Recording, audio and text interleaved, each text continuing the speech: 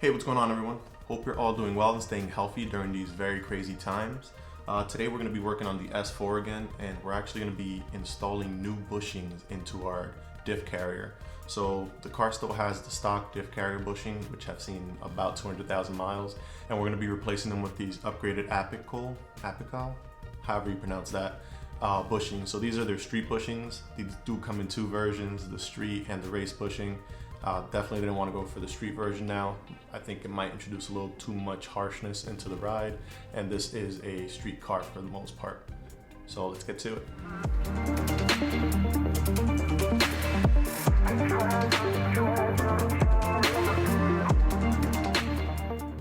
Okay, so the first thing we gotta do here is get the car up nice and high. So we jacked it up and got it on jack stands and secured well so that we're not moving. And then from there on, we actually have to remove the rear section of our exhaust here. So we're gonna drop that next.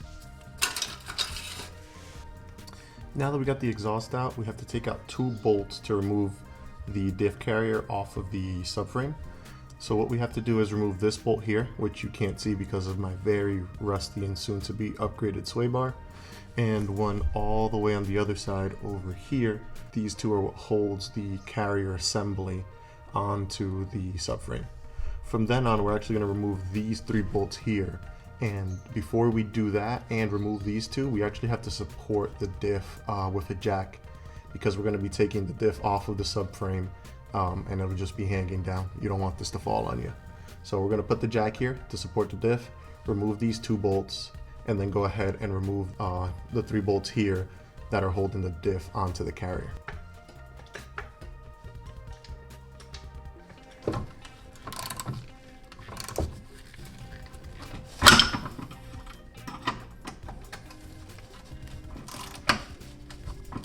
Okay, so now that we have both bolts on either side of the diff carrier removed and the diff supported on the jack, it's time to remove the three bolts here that hold the diff to the diff carrier. So these are three 8mm Allen bolts. We'll go ahead and remove those three, and then we're good to go ahead and drop the diff carrier away from the subframe and the diff. Now that all the hardware that was holding the diff carrier onto the diff and onto the subframe is removed, it's time to grab a small pry bar and start prying this diff away from the subframe. So we'll start here on the passenger side.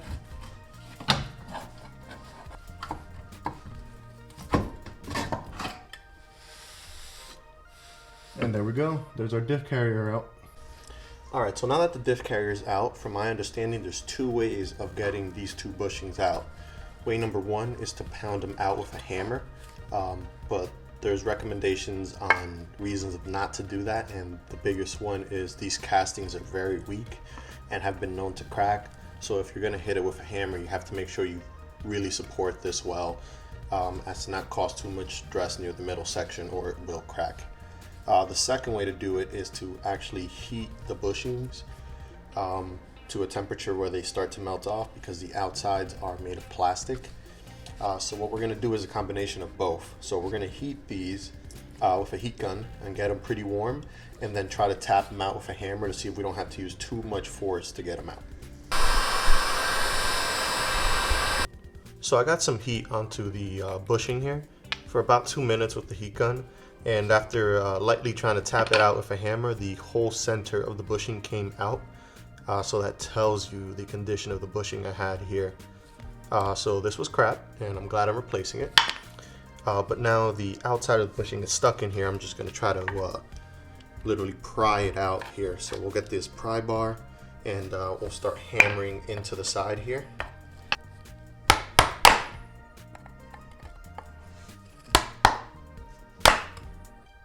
So you can see here the pry bar is cutting right through it, and that's because that outside piece is just a mix of plastic and rubber. So this bushing is pretty weak overall.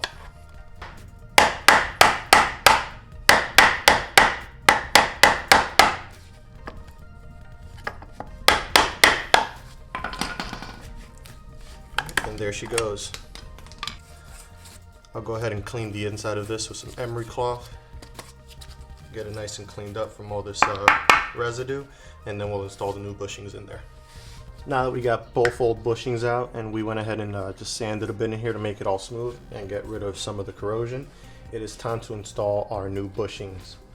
So to install the new bushings, it's going to be really simple, a lot simpler than removing the old ones. These are two-piece, so one is going to go in on each end, and then this aluminum core will go through both to hold them in place and also to hold the bolt. So it'll be very easy install, again, compared to how hard it was to remove the stock one. So something we'll do before we go ahead and install the new ones is actually just grease them up a bit. So we'll just put some grease on the outside here, and this will be when we make in contact with the inside of the bushing. So nothing crazy, just a bit to prevent too much wear. Now once we have the bushing greased up enough, we'll go ahead and press one side in here. So it'll be very easy, just push that in, turn around, get the other side, that pressed in, and then we'll go ahead and insert that metal sleeve there. And that's it, our bushing is installed into the diff carrier. We'll go ahead and wipe up that extra grease. And bam, that's the installation. We'll go ahead and get the other side done as well. Now that we have both carrier bushings installed, we'll head back under the car and get the carrier installed back onto the subframe and onto the diff. Alright, now that we're back under the car, we're actually going to go ahead and lift up the diff carrier here and get it sort of back into place here as much as we can. But before we bolt on the bolts that hold it onto the subframe, we're actually going to get these 3 bolts in, which are the ones that hold the carrier onto the diff. We're not going to tighten these too much, just get a couple threads in. After we have these bolts threaded in, it's time now to take the jack and jack up the diff back to its original spot, and this will allow us to get these bolts from the carrier onto the subframe in and threaded. You can also just grab the diff yourself and try to push it up. It's not too heavy once it's supported here, but just make sure you have the jack under here to support it in case you have to drop it.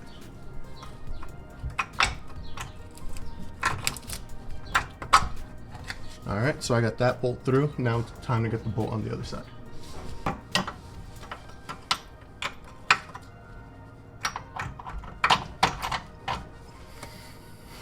Alright, and just one quick recommendation. In the original locations, these 2 bolts are actually coming in from the other side, but because of that they do hit the axle a bit, which becomes a pain when you're trying to remove them because they're hitting the axle continuously. So I'm going to go ahead and reverse these bolts, reversing them, putting them in from the rear of the car towards the front. In this way they actually don't touch the axle at all, so you don't have any issues with them ripping the boot. And it also makes it easier to remove next time in case you have to get under here. Also, don't judge me on my super rusty subframe.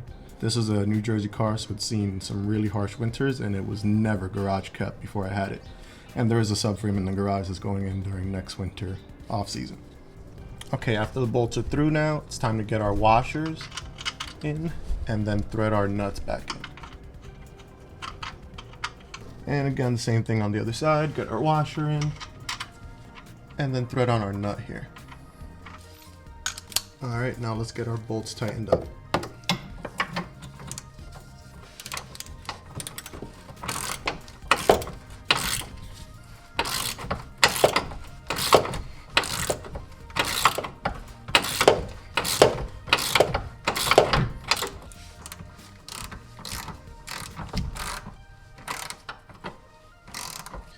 Okay, so we have both of the bolts that connect the subframe to the rear diff carrier tightened up.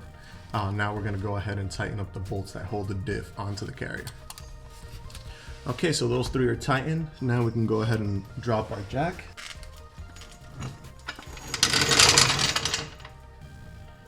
And we have our rear diff carrier installed with our new bushings.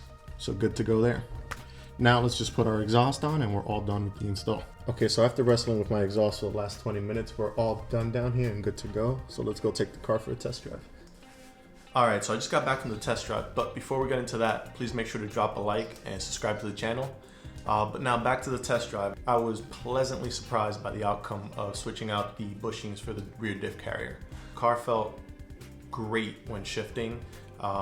In first gear, when letting onto the clutch and giving it a bit of throttle, I used to get a little bit of backlash. that is completely gone. Shifting feel is way more positive now, especially going from first to second and second to third. It's just way more responsive. You feel like the gear locked in, and that just has a lot to do with the bushing stopping that rearward motion that the carrier was letting the diff do. But there is still a little bit of give there, and I think the next thing for me is to get a rear differential mount, and I think that's going to be the next investment. Just getting the rear diff mount and finish locking up the rear end, which will really give the car a really well locked down feel. The bushings for the money are definitely a great investment. I think they were around $50, and for that money they make a huge difference, and they were also pretty simple to install.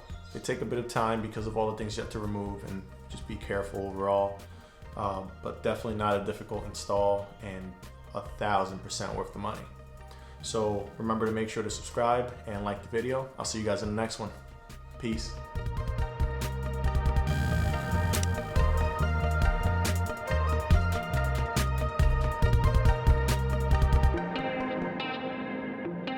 I know it's only been a week, but I think my mustache stopped growing.